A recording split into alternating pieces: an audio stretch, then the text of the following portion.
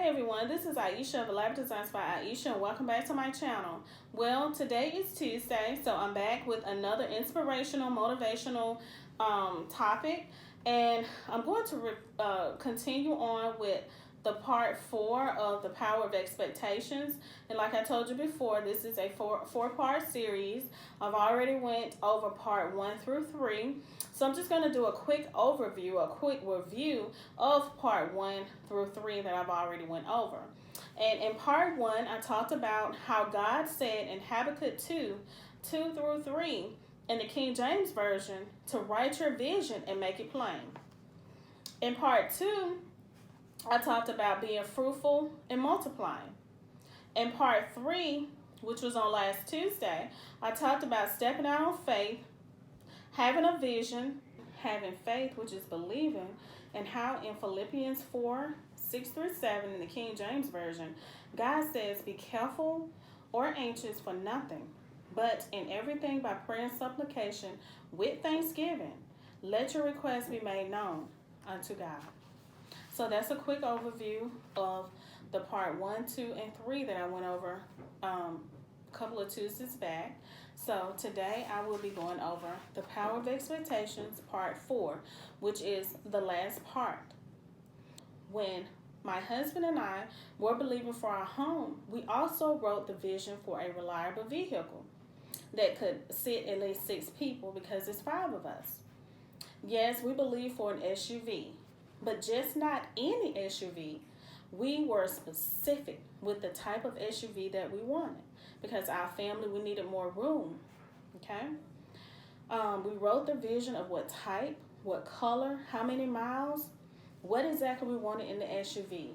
We were very specific. Well, of course, it did not happen in our timing. We were patient and waited on God.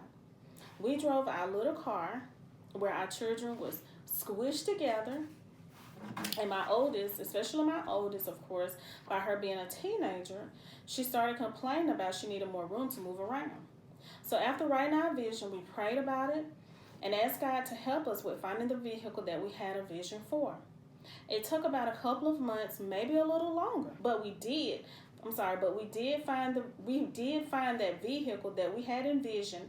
And the wonderful thing about it, it had the mileage, it was the year, everything in it that we wanted, the color, everything that we had envisioned was in that vehicle, the SUV. God said it's time for an upgrade. I am telling you, it's your time for an upgrade. Do you expect it? Do you believe God will do it for you? Do you receive it by faith? In Philippians 4:19 in the King James Version, it says, God said, but my God shall supply all your need according to his riches and glory by Christ Jesus. I have a few scriptures that I want to read to you, and these scriptures relate to waiting on God and trusting him. Let's go to Psalms 27:14 in the King James Version. It says, wait on the Lord, be of good courage, and he shall strengthen thine heart. Wait, I say, on the Lord. Are you patiently waiting on God for something that you have a vision for, or maybe that you want God to do, or you're expecting him to do? Let's go to Psalms 37:3-5 in the King James Version. And it says, trust in the Lord and do good. So shalt thou dwell in the land, and verily thou shalt be fed. Delight thyself also in the Lord, and he, God, shall give thee the desires of thine heart. Commit thy way unto the Lord, and commit thy way unto the Lord. Trust also in him, and he shall bring it to pass. So when we started believing God for our new vehicle and what we were believing for, and wrote it down, and the specifics that we wanted in our vehicle so that we would have more rooms for my husband, myself, and our children. And a lot of times we go and we pick up some of our family members, especially when we're having holiday gatherings, and bring them back to our home. We need the space to be able to fit everyone comfortably. When we're traveling, we want to be comfortable. Our vehicle, our older car, is a 2007. Um, so we had been driving that car for a really long time. And when my family started growing, when I started having kids, then we needed to upgrade. And so we started believing God for the upgrade, believing God that He would provide, because and that's what we were believing for. And He will supply your need. At the time, we thought it was a need, but God supplied it in His timing.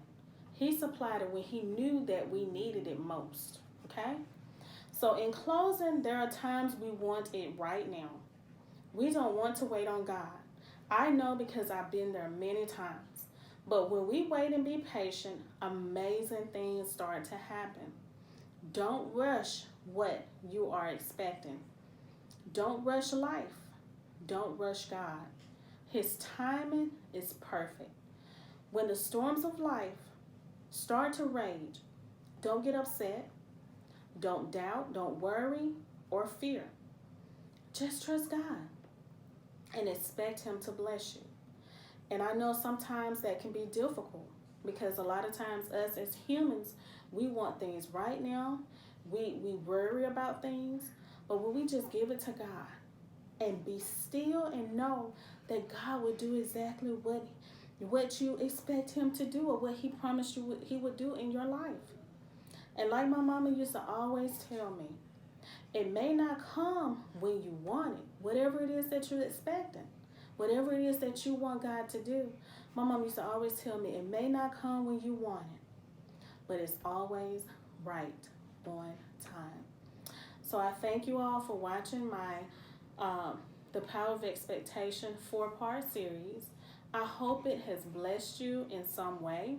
I will be coming on here every Tuesday giving you some type of inspiration or motivational because we all need it in this day and time. Don't forget to subscribe to my channel. Don't forget to hit the notification bell so that you will know of all of my new videos. I thank you so much for watching. Be blessed. Bye.